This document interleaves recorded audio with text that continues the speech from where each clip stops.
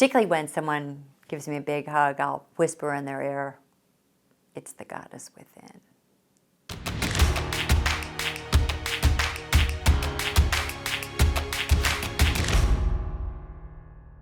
First of all, they didn't, particularly for television, they didn't think that a woman could hold a show. At the time, that the Westerns, and you had some comedy. You had Mary Tyler Moore and Carol Burnett, but they didn't think that women had a TVQ, which is, television quotient. And so they just didn't think a woman could carry a show and get advertisers. It's like, excuse me, like, who buys the groceries, who pays for everything, who buys the things for the kids? It's the women. And interestingly enough, I go onto sets now, and I will tell young producers and people, that showrunners and things, that women, I'll say, when I started, the only other woman on the set was the script supervisor, which is basically the secretary of the film. And now you've got so many women producers and all kinds of things. So it's not even in front of the camera, it's behind the camera as well. There were no women that were writing it. There were no women that were doing the music. There were no women that were directing. There were no women that ran the show, or line producers, or any of that. And so I think in that way, from the business side, Wonder Woman represented a lot of breakthroughs. They had men doubling women in most of the stunts. And we couldn't have a hairy guy doubling me. There was just not. There was this one guy. They had a Russian chair, I think it's called, and it's a big swing, and it's got and it launches a person into the air. They go, woo, and he had it like a hairy chest and everything, and a wig on. Oh, it's going to be from the back. You'll never see it. And I said, I can't have. It's like he's got this like a guy's square shape. It's like. I grew up as a child of the World War II veterans' wives. So my father was in the Air Corps, and all these women went to work. And before that time, nobody worked. Women didn't work, but women had to take over those jobs while all the men were at war. And understandably, all the men came home and expected their jobs back, and they were right. But women were going, oh my God, I've got to go back to not being in control anymore. So what you had was a generation of women my age that had mothers that were saying, you can do whatever you set your mind to. Through education, you don't have to settle for anything. And I think it was really our mothers that began the growth of the women's movement in the early 70s and late 60s. Wonder Woman didn't really have these superpowers like other superheroes. What she had was off of really her own training. Now the lasso of truth did have magical powers, but she had to compete with with the other women on the island to be able to go, and so she didn't fly. She jumped really high, extremely athletic, and there was definitely some fantasy and some magical things, but she didn't really know any better than to, kind of like the girls today and men today. My son, who's 23, my daughter, who just turned 21, it is absolutely without question that they will have a professor that's a woman. They'll have you know, interned with a woman. My daughter interned at the Maryland prosecutor's office, and now it's a woman. And their grandmother was the creator of It's Academic, so talk about a pioneer. Sophie Altman, she worked until she died at 95. So they had a lot, and myself, for a lot of people, they had this image of women that, well, yeah, okay, that's, so. It wasn't an effort. But for the men of our time, I think Wonder Woman helped to bridge a gap, certainly generationally. But they just, I have the most magnificent men in my life. And behind every great woman is a great man. You know, and so, you know, Wonder Woman, she didn't know how to do it any other way. And I think in that way, it's that secret self that women see in Wonder Woman. And to this day, that my body, my beauty, my intellect, my prowess at anything, you know, that's just who I am. And it's all okay. And she really was the character that didn't make you have to be masculine to be, you know, to be effective. The network said, we got to get, you know, you're going to turn off a lot of people with this feminist talk. Because, you know, feminism was so dangerous. It's like, what? You know, put women in their, it was very disconcerting that we couldn't have that. It was in the pilot and it was in those first few. But one thing that I was able to pull through as a result of them not allowing me to give these, you know, to pontificate on these feminist ideals, was that I didn't have to dumb her down anymore.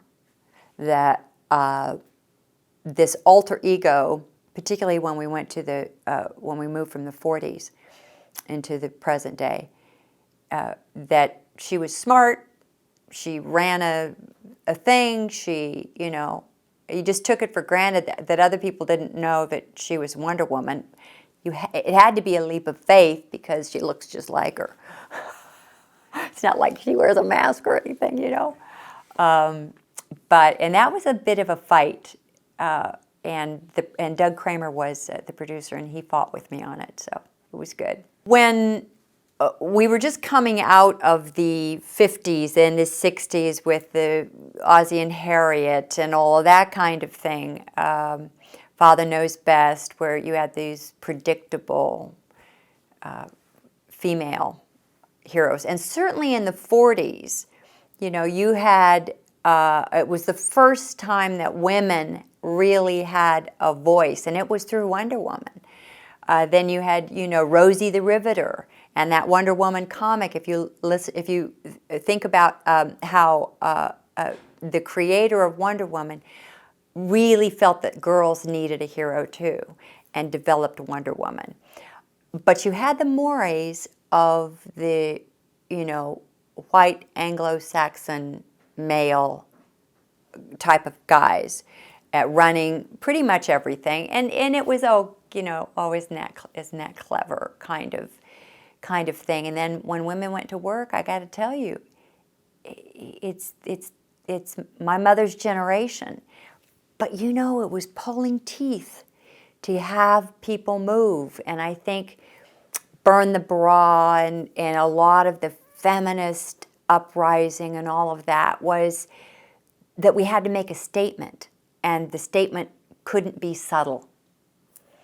Wonder Woman, I think, helped to bridge that, in that guys liked her, girls liked her. Women were not intimidated by her or didn't think she was going to steal their man. And that was by design by me. When I got the role, one of the first things that a producer said to me was, "Boy, are you going to have a lot of women hating you." And I went, "Huh?" and he was probably right, the way that he saw, you know, this scantily clad, beautiful young woman running around. Oh, God, I don't want my husband lusting after this woman.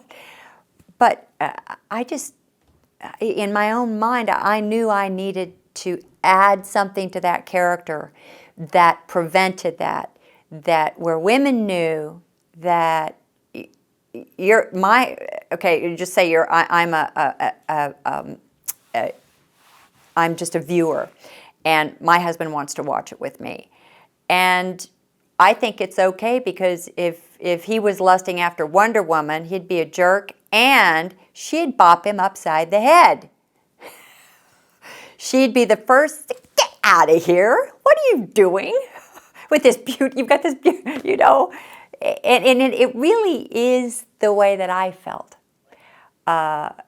When sexual harassment, which is real, by the way, it's happening right now in politics, but when you've got all this sexual harassment coming, you know, to the light, and it's serious, and to be made to feel that you are, you have to be subjected to it.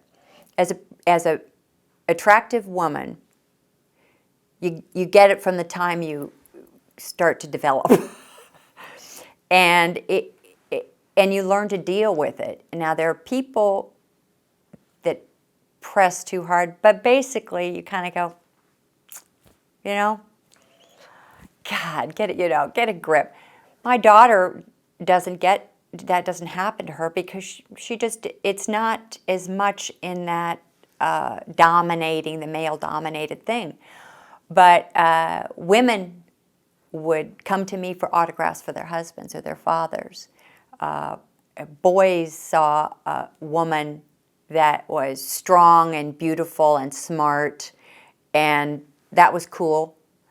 And women saw their own secret self. And gay and lesbian people saw their own version of what that meant to them. The little guy, the not as attractive woman, they see that who you really are is this archetype of a person that you can trust and you can believe in. And whether you're on the outside or whether it's coming from the inside, I believe. That was part of the design for the character that I certainly tried to bring, and that was a certain kind of sweetness that I didn't need to play Wonder Woman. The costume and all of the stuff that was going on really was what that character was able to, I mean, I was able to do that. So I didn't have to play like I was all up, you know, I thought I was all that. And it's like, okay. When I first moved to Washington, my husband came home with a letter. And she'd addressed it to his office because she was able to find me. And it has stuck with me. This woman said she had grown up in the projects and watched Wonder Woman. And she knew she could be something. And she was now at MIT doing this thing or that. I've forgotten exactly where she ended up in her career or where she was at the time.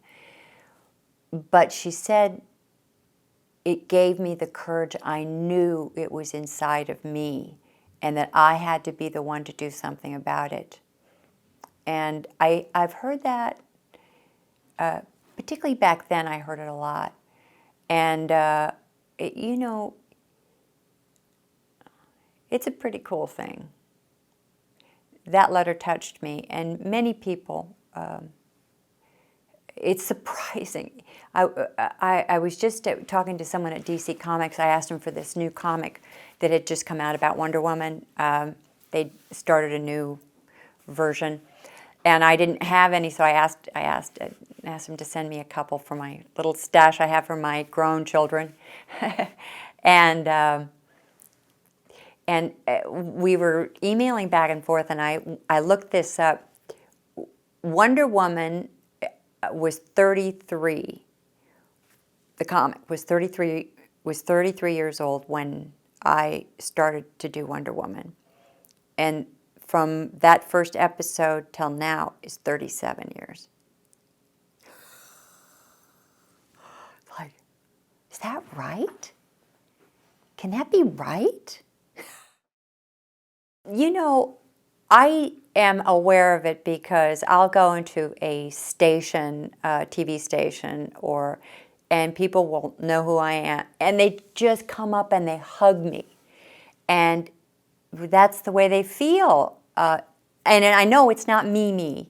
I know it's her and how I played her and that sort of thing. But I get it. I get it, and I like to hear people's stories. There are some doozies I've come across that I created a character that was so iconic. It was already iconic, but what I did with it brought flesh and blood to two-dimensional character. And I think that I'm back to doing music now, but the fame that Wonder Woman brought me also helped me to bring my music in, that I'd been singing professionally since I was 14, and I was able to put my music, bring my music into the fame thing, and did a couple of albums and traveled around and did a lot of shows and CBS specials. I did 5 of those, and then took time off to have my family, and now I'm back, and it's my 3rd studio album. It's out. So Wonder Woman has a longevity, not just as an iconic and archetypal kind of a character, but in my own personal life. People are interested. Oh, I didn't know she sang. Because no matter what, even though I did these specials and all that, people, they see Wonder Woman when they see me. And that's good and not so good, because I will never have another character that is that memorable. Very few actors ever have a character that is that, seared into people's minds. She also brought all the other things into my life that I have now, really through her is how I met my husband, because I was famous through Wonder Woman, and then I did ads for Maybelline for many years, and he was in Memphis at the same time I was, and so I moved to Washington. There's so many things that made a huge impact in my life, pioneering the character as an actor. And I have to say that doing a comic book character is almost impossible. And there's a kind of a secret to it. And I mentioned this before, you can't play it. You can't play a comic book character. Even when people do spoofs on it, it's not funny. People want to believe, and you have to make it real. And if it isn't real for you as an actor, you can't be doing, you have to have the character has to be full. The personality, the individuality, because a beautiful woman is not just beautiful because she's, she can be a real bitch and not very pretty at all. And by the same token, and if this doesn't mean anything, if all this stuff doesn't mean anything, you don't like her, nobody cares. So I think it's a trap that a lot of people have made with stories and trying to do superhero stories, is they don't let the character breathe enough. That's why Spider-Man, I think, was so successful. it's the vulnerability in the person and the wonder of how they got that way and questioning and all of that. I know they tried to remake Wonder Woman, and I can't imagine a better person with characters. David Kelly is great with characters, and he tried to recreate doing Wonder Woman. Now, I don't know what happened with it. It never aired. The pilot never aired. But there would be a tendency, I think, not, to worry too much about what's going on and not enough about what her vulnerabilities are and how she feels about things. She has to have a point of view. I learned a long time ago that, number one, it takes a lot more effort to distance yourself, to not sign autographs, to try to deny all that stuff. It takes a lot more effort to be a jerk than it does just to be nice. I have gained personally so much from hearing stories about Wonder Woman, personal stories from people. I do carry the mantle, thank goodness, because people endow me with all these wonderful attributes, whether I possess them or not. You can ask my kids.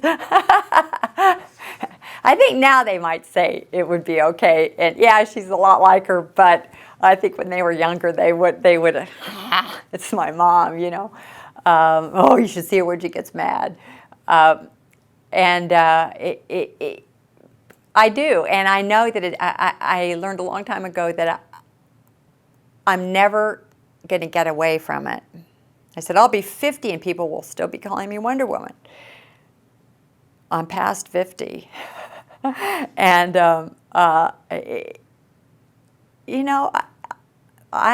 happy. I'm happy I got to play her. They paid me a lot of money to put that costume on. I got to create something that was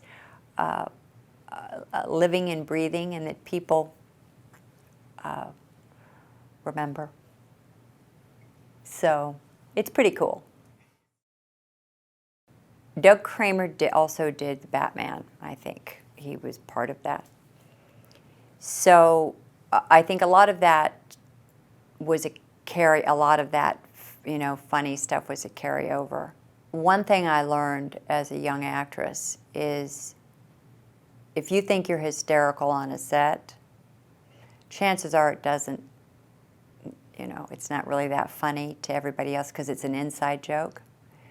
So you get a great actor like Red Buttons, and he was fantastic in it. Cloris Leachman played it straight. You can have these pauses and you can have these large reactions, but if it's too inside, nobody cares again. And I just wasn't going to go there. They had to have a straight person, and it was me. But I just really couldn't. I had a lot more freedom as an actress when we moved to the current, which is ancient history now, but at the time it was present day.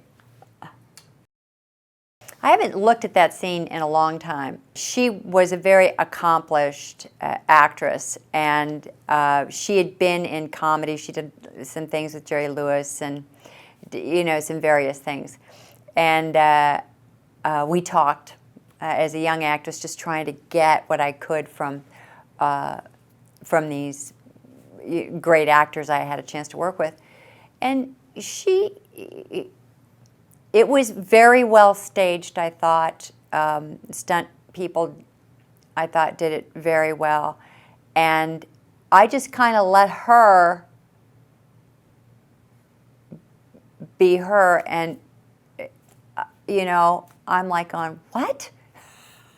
So the fight, I never really thought of it until you mentioned it right now. It would be kind of a provocative type of a thing.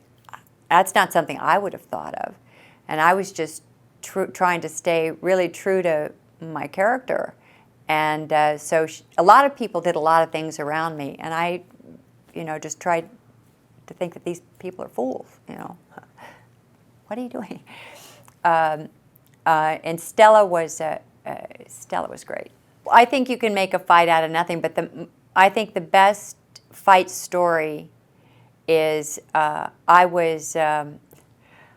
had a bunch of football players on, and they were being given something that made them crazy or something. I don't remember the exact what the episode was, but Bubba Smith was there, and he told the stunt coordinator in no uncertain terms that there was going to be no effing woman that's going to punch him out or throw him down.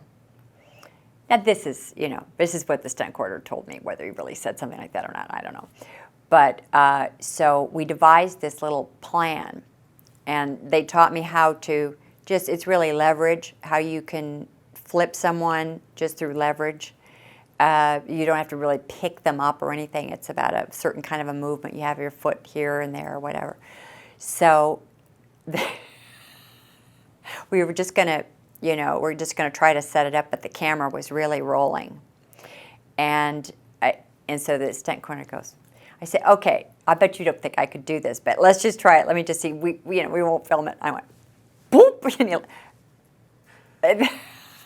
And so Bubba Smith, I tossed Bubba Smith, the football player. I wore less on the beach. I mean, it was more than a bikini, It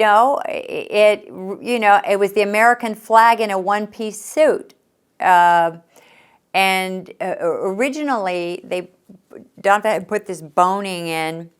And everyone was all nervous because I couldn't sit down and this. And I said, they had a slant board and it was a whole thing. So I just started, people thought that I pulled in my waist. I actually didn't. Because my waist is really small, and or it was back then. And the truth is I had them take it out because I didn't want it to look too hourglassy. I know it's a ridiculous problem to have. I thought it looked too small.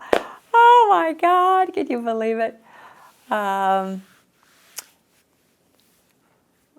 there you go. Oh, this was constructed like it used to actually be whale bones. They don't use whale bones anymore. But back in for centuries, they used these bonings called whalebone, but it's not really whalebone anymore. They just have plastic little things. But in bustiers, yeah, they did.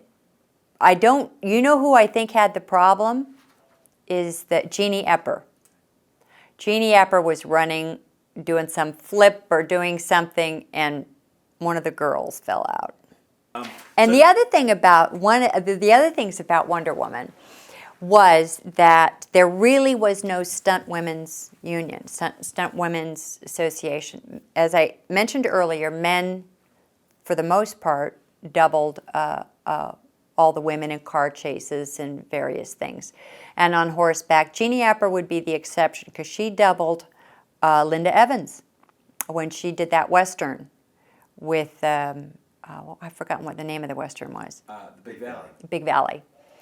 And she grew up in a famous stunt family of horsemen and stuff like that. And they started using her, and then they brought in someone that could do this particular kind of thing and that. And they actually formed the Stunt Women's Association from Wonder Woman. And at the same time, Bionic Woman was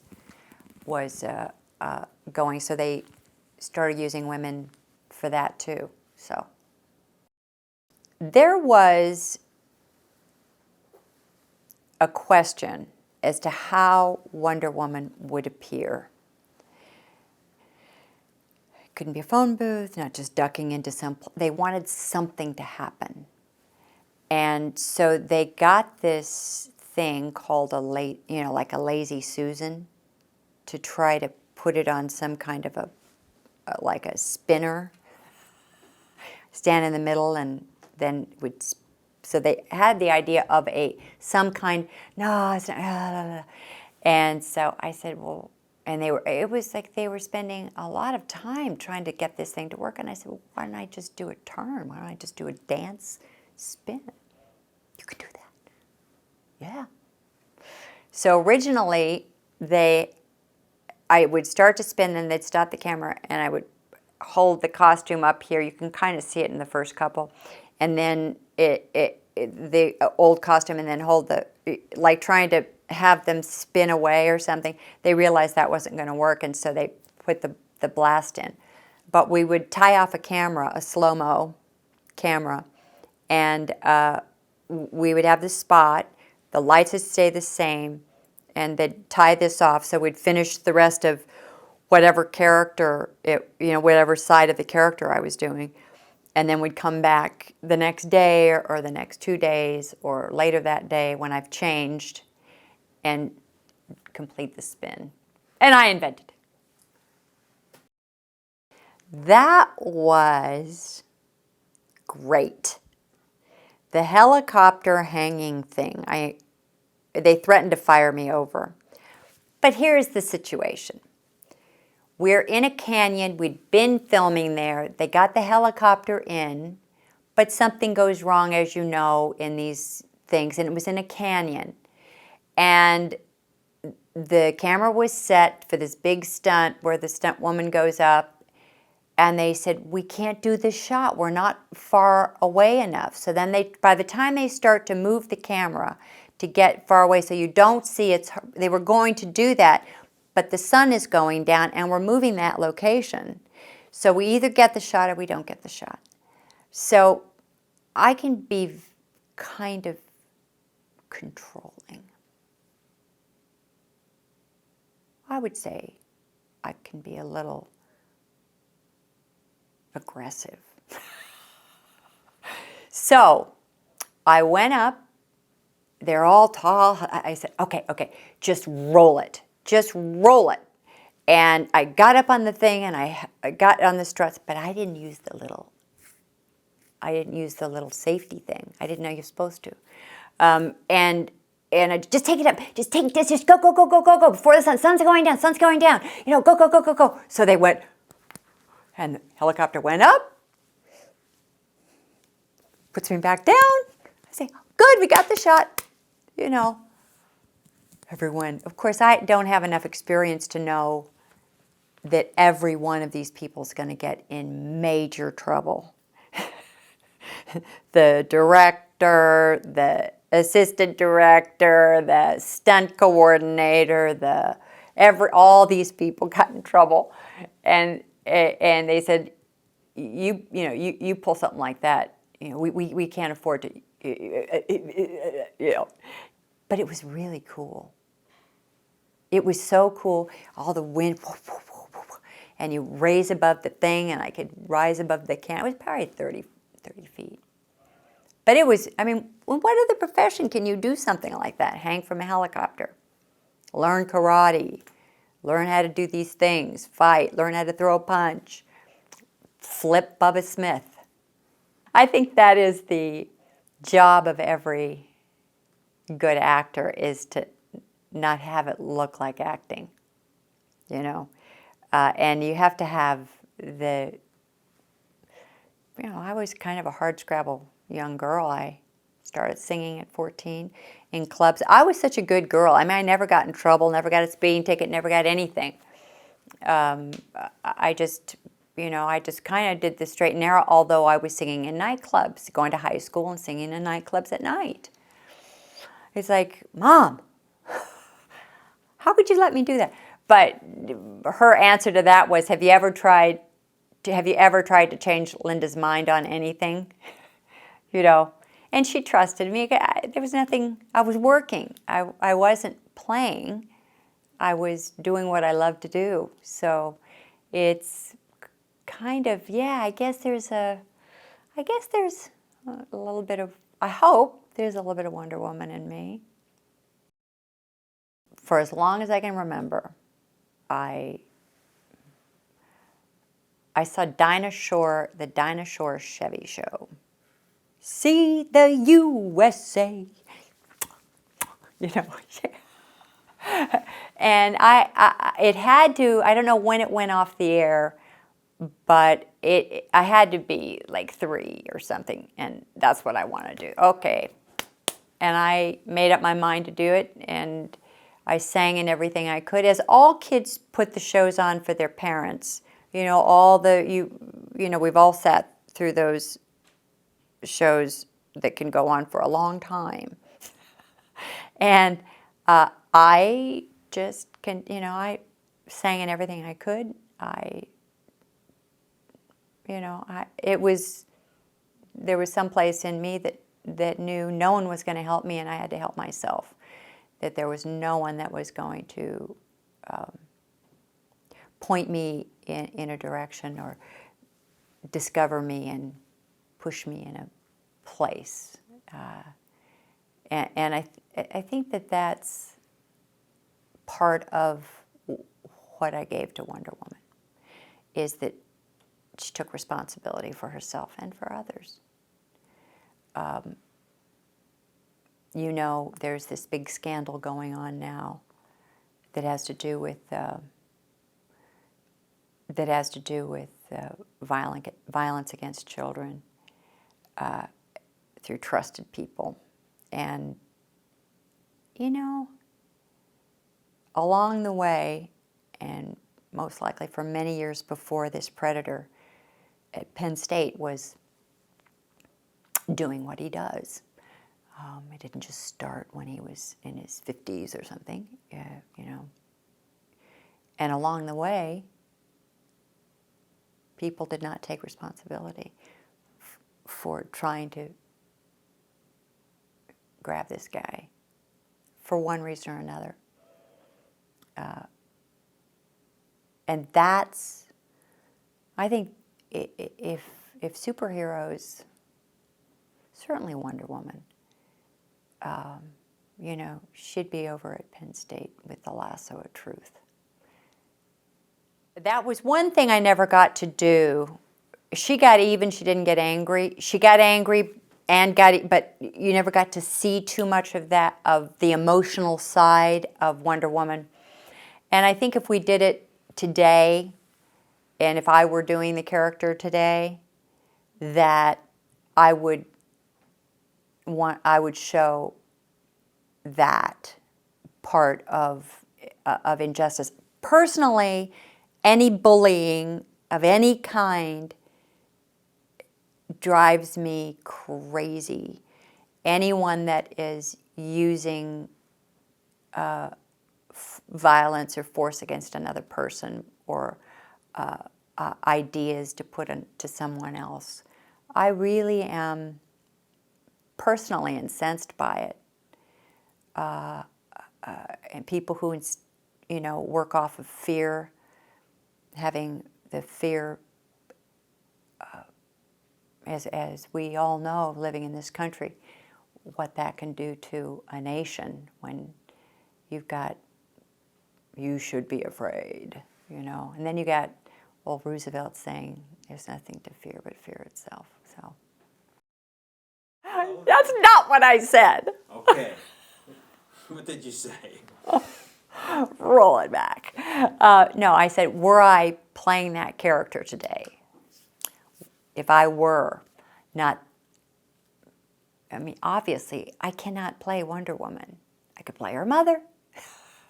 But you need a, you know, Well, just an updated Wonder Woman, yes. Yeah. Roy Rogers did not ask me to cover up, and he was not embarrassed. He wanted to play the character because it had to do with adopted children. And as a matter of fact, I've got a signed, Roy Rogers signed one of the Wonder Woman scripts that I have upstairs. I'll show you afterward. So he just, everybody loved him. He was so sweet. And there was not an inkling. If he said he was embarrassed to play, it doesn't even sound right. It just doesn't even sound right, because what our conversations were, playing two iconic characters. And you're much more, amazingly beautiful than I said, oh, I said, you were beautiful. So, we had, being connected with that one character, we had a couple of conversations like that. And I think we had lunch together, and he was great. Certainly Red Buttons, the pilot, our director of that pilot died not long after. I don't even think he got to edit it, of a heart attack. But meeting Red Buttons for me was just, oh my God, I couldn't believe it. It was great. I think I liked, there was one we did a couple of about leprechauns that I thought it was a lot of fun. LYLE was, I believe that Lyle Waggoner was cast before I was. And he did the test with me. And I think he put in his vote for me, along with Doug Kramer. And he was a very, very nice guy. And, if there, as a matter of fact, if I ever run into him, I think I owe him an apology. There was a lot of a lot of things that went on during that time about trying to limit his involvement with the show or something like that didn't ever come from me. But I think that he got the impression, I was under the impression that, we don't need to talk about that, but Lyle Waggoner was stunning and funny, and had a great wife, and he started a whole new business off of Wonder Woman. I think he got a little sick of it, to tell you the truth. I don't blame him. We've been in that role for years, and it's not that, what am I, some kind of a dunce? Can I rescue her once in a while? Yeah, I enjoyed working with him, and I was always really happy that I had a chance to, because he was a great guy. She was great. She was great. Her test was great, and she brought a whole fresh thing. And as I recall, my experience with her is quite different than I've read what her experience was on the show. My experience was that she was a young actress who wanted to break into the movies. This was a big break for her, but after she did it for a couple of episodes, that she didn't like it so much. And she was going through some personal things at the time. I would never mention what they are. But we spent hours after work just talking. And she was a really great, natural, fresh. As a matter of fact, I would say that I learned something from working with her. I learned something about the immediacy and the in-the-moment stuff because of her work. And she was great in it. I think I think that there was a time when, and it happens with all actors, where you distance yourself from anything you ever did in the past because you don't like it anymore. You don't like your work, you didn't like that album, you didn't like that music, you didn't like that piece of art, you didn't like that book, whatever it is. All of us want to be the best at what we're doing in the moment. You know, I don't want to talk about that anymore, you know. I think acting, it's all in the preparation. And I think I learned more about that later on in my career. I would say there are a couple of real stinkers in Wonder Woman, where I had they'd gotten me some acting coach who thought I should really be playing up Wonder Woman. So I did that, and they're really awful. And I'm not going to tell you what they are because then you'll point them out. So I think we're all works in progress. And you'd be insane if you could be in the moment at all times. But if you know your lines and you've built your character, and that's all in the preparation of it. So in a series, you've done a lot of that work already. And occasionally you'll get some challenge coming to you. But I think that's not the norm. You're still usually playing your character. So I did a lot of work on thinking through the character of Wonder Woman, what her life would have been like. Yeah, I use it all. I think most actors, whether they say they do or not, use it all. Because you are pretending, you know. And there is such a thing as sense memory, and it is, in fact, true. If you try to smell something strong like bourbon, if you did that now, you could recreate that smell. And that's what, in acting, that's what they try to teach you, to really remember what that smell of that wine is, that bouquet is. Or it's harder to bring up painful things because I think a person's natural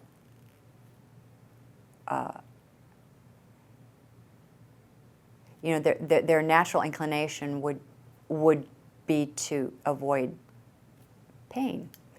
However, just thinking of my grandmother will bring me to tears. You know, I can go there just thinking of good times with her. There's this famous story about I think Cecil B. DeMille and I Want to Be Alone, what was her name? Greta Garbo. Greta Garbo, she's at the bow of the ship is sailing, and I want you to, you know, this and that. And it just is not happening. So he goes over to her and he says, "What did you have for breakfast?" "No, don't tell me. I want you to, I'm going to write, and I want you to think bite by bite what you had for breakfast." So she goes up and you don't know what emotion it is, but she's really focused. So instead of trying to focus on some great memory as the ship goes out of the thing, you're focused on that. So there are a lot of things that you can pull from in, you know. As a matter of fact, Deborah Winger has a great story about Urban Cowboy that I've heard, about this great scene that between her and Richard Gere and how wonderful she was. And I read somewhere that she was thinking about how much she hated him and the director because they were so mean to her or something. You know, if you're in the moment, whatever it is you're feeling, you're better off not stuffing that. I think it happens all the time. I think that I will still go over music and lyric. If I've done it often enough, I'll go over it and just rethink it all together, and it'll take me into a different place in terms of, so it doesn't end up yodeling. You're not just yodeling, you know. So on a script or even a character you've done for a while, you can end up, through memorization, you can end up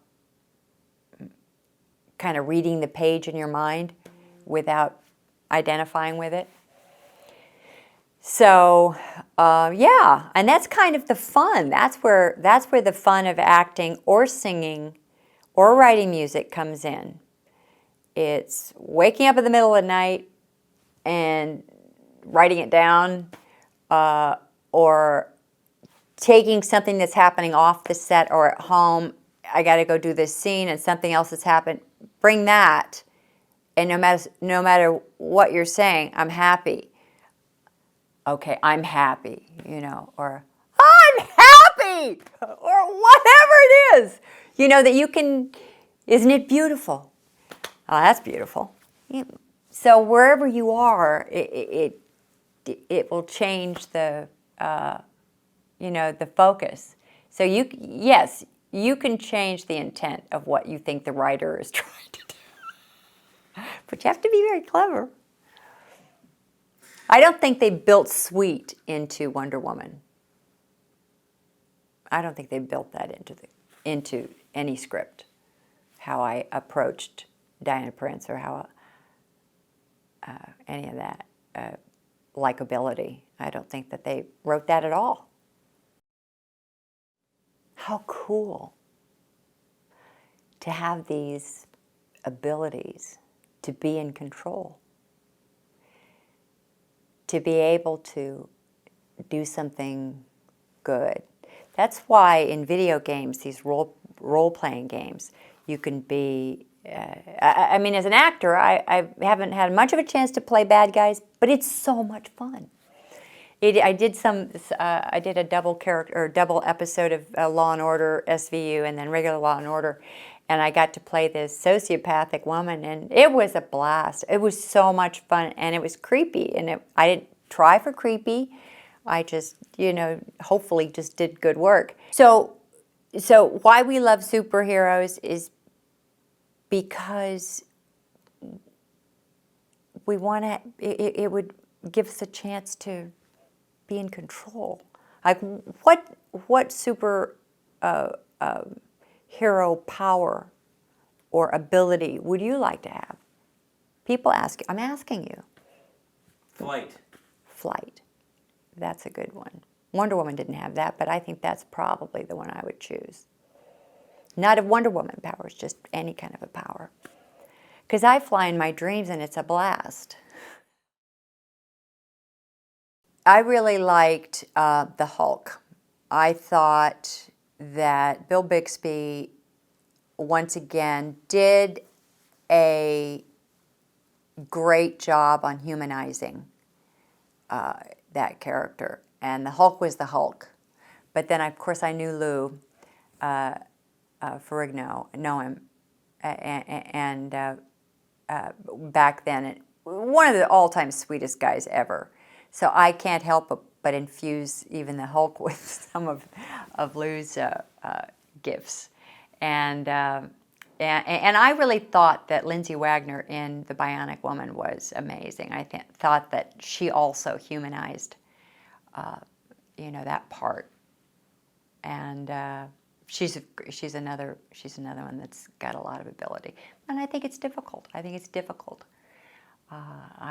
You know, kudos from, you know, my point of view. Just never play the superhero and you'll be fine. I would say it's my favorite line that I've used is the goddess within. And occasionally when someone comes up to me to relate to me their experience or how they dressed for Halloween or whatever it is, or when they were kids, they jumped off the roof and broke their leg, and is particularly when someone gives me a big hug, I'll whisper in their ear, "It's the goddess within."